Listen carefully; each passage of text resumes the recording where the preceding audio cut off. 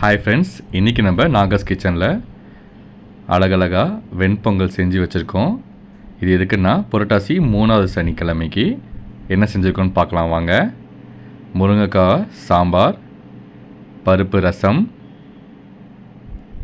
உருளைக்கிழங்கும் பச்சை பட்டாணியும் போட்ட மசாலா, தயிர் தாளித்து வச்சுருக்கோம்.